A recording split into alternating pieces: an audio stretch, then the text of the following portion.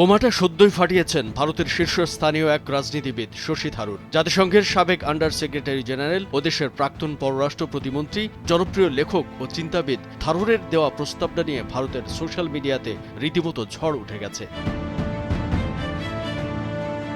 দুদিন আগে নিজের ভেরিফাইড এক্স হ্যান্ডেল থেকে শশী থারুর একটা পোস্ট করেন, আর তা নিয়েই সরগরম হয়ে উঠেছে সোশ্যাল মিডিয়া। পুরো নভেম্বর থেকে মার্চ মাস যে শহরটা কার্যত বসবাসযোগ্য থাকে না, আর বছরের বাকি সময়টাও কোনো রকমে টিকে থাকা যায়, সেই শহরটা আদৌ কি দেশের রাজধানী থাকা উচিত, প্রশ্ন তোলেন থারুর। 18 নভেম্বর যেদিন থারুর এই কথা লেখেন, সেদিন ছিল দিল্লির ইতিহাসে দ্বিতীয় সর্বোচ্চ দূষিত দিন। শশী থারুর দিল্লির শীতে কুখ্যাত দূষণের কথাই বলেছেন।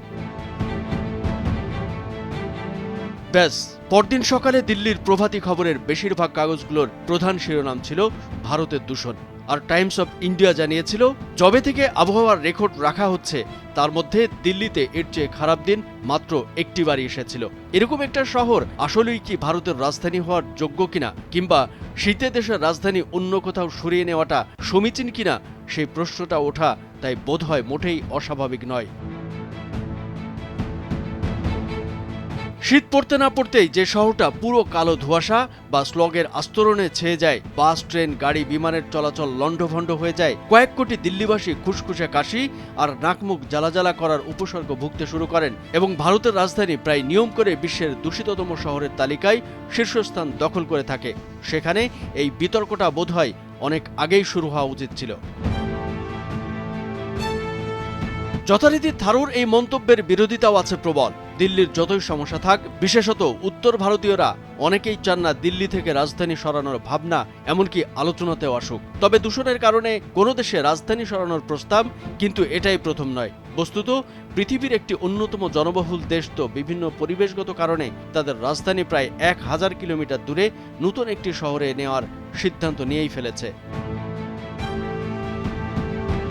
পাশাপাশি দূষণের যে তালিকায় দিল্লি নিয়ম করে শীর্ষে, সেই একই তালিকায় কিন্তু মোটেই পিছিয়ে নেই বাংলাদেশের রাজধানী ঢাকাও, কিংবা পাকিস্তানের অন্যতম প্রধান শহর লাহোরও। বস্তুত শশী থারুর যেদিন বিশ্বের সবচেয়ে দূষিততম শহরগুলোর তালিকা টুইট করছিলেন, সেদিনের হিসেবে দিল্লির ঠিক পরেই দ্বিতীয় স্থানে এসেছে ঢাকা, তৃতীয় নম্বরে পাকিস্তানের লাহোর। থারুর এটাও জানাতে ভোলেননি, ঢাকা তালিকায় 2 নম্বরে এলেও দিল্লির দূষণের মাত্রা কিন্তু ঢাকার অন্তত 5 গুণ বেশি। প্রতিবার নভেম্বর এলেই দিল্লিতে এই মারাত্মক সমস্যা শুরু হয়ে যায়। কিভাবে এর প্রতিকার সম্ভব তা নিয়ে দিস্তে দিস্তে লেখালেখি আর তুমুল তর্ক বিতর্ক হতে থাকে। রাজনীতিবিদরা পরস্পরকে দোষারোপ করতে থাকেন।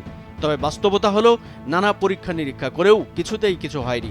প্রতি বছরই দিল্লিতে দূষণ আবার ফিরে এসেছে। কামরুজ্জামান আরিফ, ভোরের কাগজ।